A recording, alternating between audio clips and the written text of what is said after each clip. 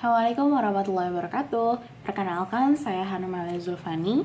Pada kesempatan kali ini, saya akan memaparkan materi tentang pesan nonverbal.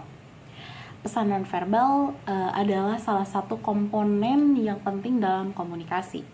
Pesan nonverbal juga memiliki peran besar dalam cara kita menyampaikan dan menerima informasi.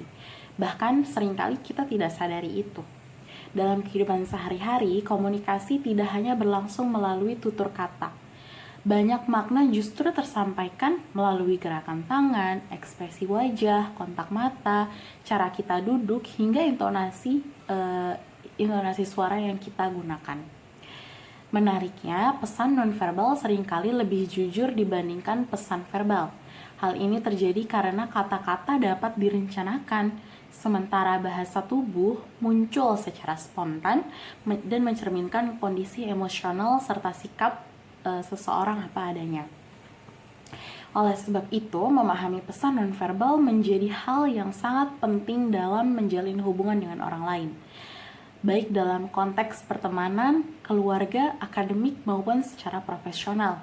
Kepekaan terhadap pesan nonverbal tidak hanya membantu kita mengurangi kesalahpahaman, tetapi juga memungkinkan kita berkomunikasi secara lebih efektif dan empati. Komunikasi merupakan pondasi utama dalam interaksi manusia, termasuk dalam ranah sosial, profesional, maupun keagamaan. Dalam konteks psikologi dakwah, pemahaman terhadap proses komunikasi menjadi semakin penting, karena penyampaian pesan keagamaan tidak hanya bergantung pada kemampuan verbal saja, tetapi juga pada ketepatan dalam menggunakan serta menafsirkan pesan nonverbal. Pesan nonverbal yang muncul melalui ekspresi, gerak tubuh, intonasi suara, hingga penampilan sering memberikan pengaruh yang justru lebih mendalam dibandingkan hanya sekedar kata-kata. Hal ini disebabkan karena pesan nonverbal mencerminkan kondisi emosional dan sikap seseorang secara lebih otentik. Dalam praktik dakwah, seorang pemateri dituntut untuk menyampaikan pesan dengan ketulusan, empati, dan kepribadian yang baik. Senyum yang tulus, intonasi yang lembut, postur tubuh yang terbuka, serta kontak mata yang hangat dapat memperkuat nilai spiritual maupun moral yang ingin disampaikan. Dengan demikian, pesan nonverbal menjadi bagian dari integral yang meningkatkan efektivitas komunikasi dakwah, menghindari kesalahpahaman, dan membangun hubungan interpersonal yang jauh lebih positif antara pemateri dengan audiens. Pesan nonverbal merupakan ekspresi alami yang hadir dalam setiap interaksi manusia. Secara umum, pesan nonverbal berfungsi untuk melengkapi, memperkuat, atau bahkan menggantikan pesan verbal. Ketika kalimat yang sama diucapkan dengan ekspresi dan intonasi yang berbeda, makna yang diterima oleh pendengar juga akan berubah secara signifikan. Memahami klasifikasi pesan nonverbal dapat menjadi bagian sangat intim dalam membaca konteks komunikasi secara utuh. Kemudian saya akan melanjutkannya dengan beberapa kategori utama dalam pesan nonverbal ini. Pertama ada kinesik. Kinesik atau komunikasi melalui gerak tubuh. Kinesik mencakup seluruh gerakan tubuh yang menyampaikan pesan, seperti ekspresi wajah, gerakan tangan, kontak mata, dan postur tubuh. Yang pertama dari ekspresi wajah. Ekspresi wajah merupakan indikator yang paling cepat untuk memahami kondisi emosional seseorang. Senyuman yang menunjukkan keramahan dan keterbukaan, sementara dahi berkerut atau bibir menegang dapat menandakan ketegangan atau ketidaksetujuan. Contohnya seperti mahasiswa yang tersenyum dan mengangguk saat dosen menjelaskan materi, menunjukkan bahwa mahasiswa ini merasa paham dan tertarik dengan materi yang sedang dosen bawakan. Kedua ada kontak mata, berhubungan erat dengan kejujuran, perhatian, dan rasa hormat. Kontak mata yang proporsional menunjukkan keterlibatan dan rasa percaya diri.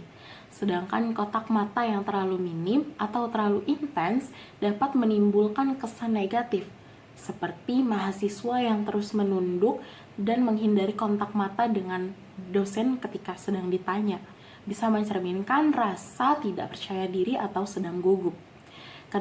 Ketiga, ada gestur tangan, membantu memperjelas pesan verbal. Gestur yang tepat mendukung penjelasan dan menunjukkan antusiasme. Namun gestur yang berlebihan justru dapat mengganggu efektivitas komunikasi. Contohnya, seseorang yang melipat tangan di dada ketika sedang berdiskusi. Di sini dapat memberikan kesan kalau seseorang tersebut memberi kesan menutup diri atau defensif. Keempat, ada postur tubuh. Postur tubuh mencerminkan kesiapan dan sikap psikologis. Sikap tubuh yang terbuka menunjukkan kepercayaan diri dan penerimaan.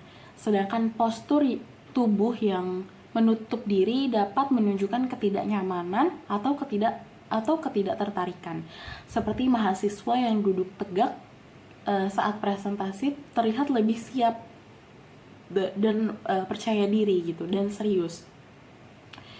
Atau dalam konteks lain, audiens yang bersandar terlalu santai atau memainkan ponsel saat sedang pemateri memaparkan materinya dapat memberikan audiens ini dapat memberikan kesan kurang menghargai pemateri. Kedua, ada proxemic atau penggunaan ruang dan jarak. Proxemic merujuk pada penggunaan ruang dan jarak dalam interaksi sosial. Jarak fisik menggambarkan kedekatan hubungan, norma budaya, dan tingkat kenyamanan. Dalam budaya di Indonesia, menjaga jarak dengan orang yang lebih tua merupakan bentuk hormat. Sementara jarak yang lebih dekat digunakan dalam hubungan pertemanan atau dengan keluarga. Dalam konteks profesional, pengaturan ruang mempengaruhi intensitas komunikasi dan kualitas kolaborasi. Contohnya seperti seorang mahasiswa yang menjaga jarak sedikit lebih jauh ketika berbicara dengan dosennya.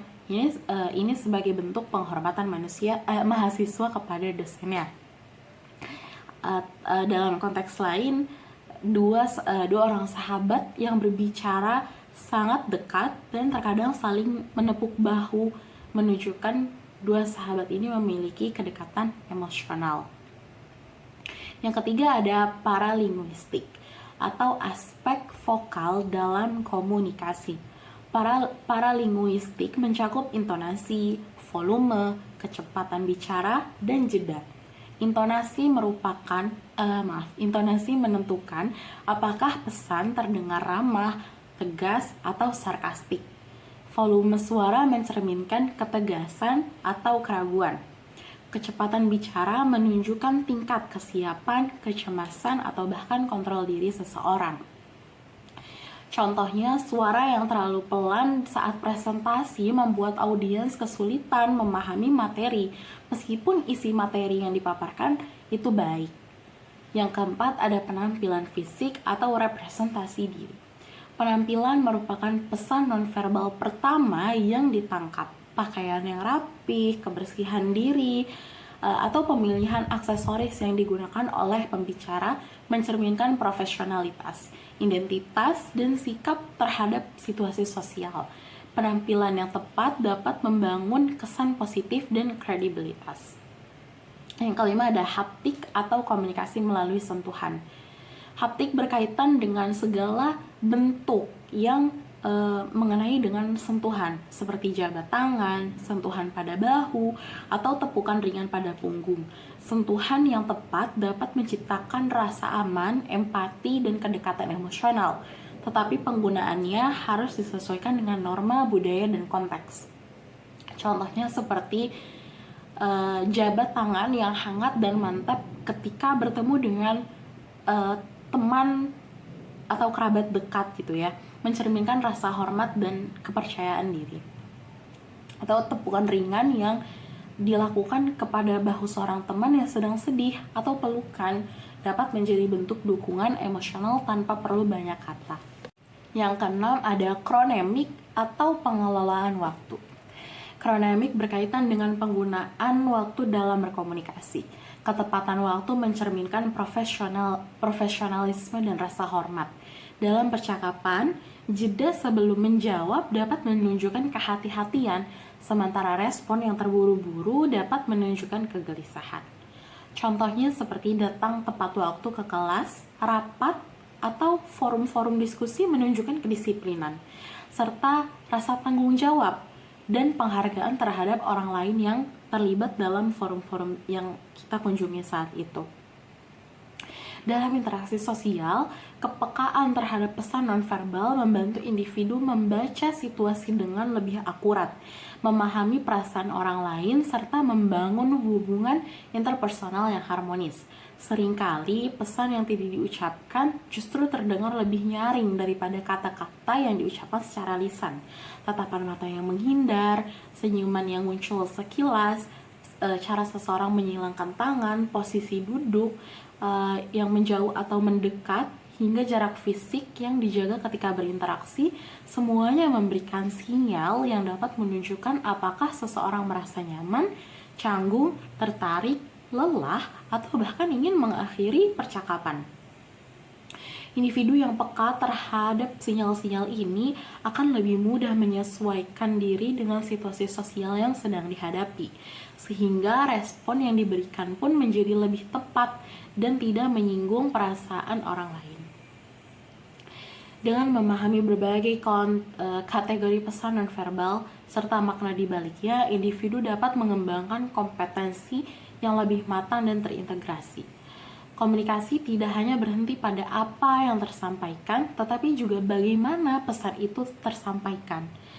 Ketika kata-kata yang diucapkan selaras dengan ekspresi wajah dan tulus, dengan demikian kemampuan memahami dan mengelola pesan nonverbal bukan hanya mendukung efektivitas komunikasi, tetapi juga bagaimana menjadi bagian dari keterampilan hidup atau life skill yang esensial dalam menjalani dinamika kehidupan sosial sehari-hari.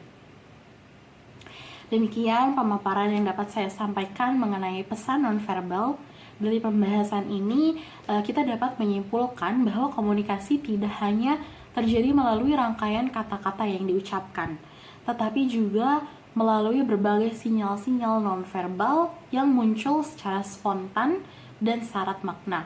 Ekspresi wajah, gerak tubuh, kontak mata, intonasi suara, jarak fisik, hingga cara kita mengelola waktu dalam interaksi, seluruhnya membentuk pesan yang dapat memperkuat, melengkapi, bahkan dalam keadaan tertentu menggantikan pesan verbal itu sendiri. Dengan memahami dan memanfaatkan pesan nonverbal secara tepat, kita tidak hanya belajar untuk berbicara dengan lebih efektif, tetapi juga untuk mendengarkan dengan lebih peka. Kepekaan ini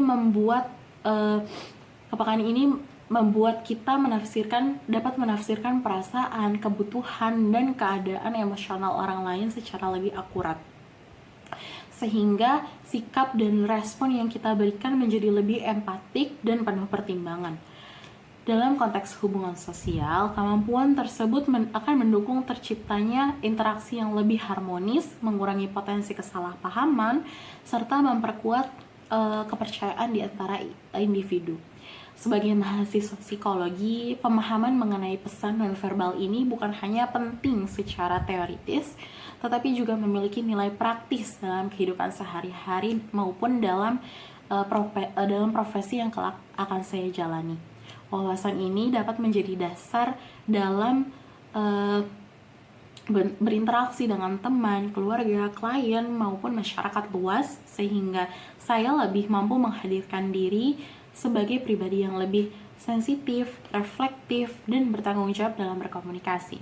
Semoga penjelasan yang disampaikan dapat menambah wawasan, memperkaya pemahaman, serta mendorong kita semua untuk lebih sadar dan bijak dalam menggunakan maupun menafsirkan pesan nonverbal dalam interaksi yang kita jalani. Terima kasih atas perhatiannya. Saya ucapkan Assalamualaikum warahmatullahi wabarakatuh.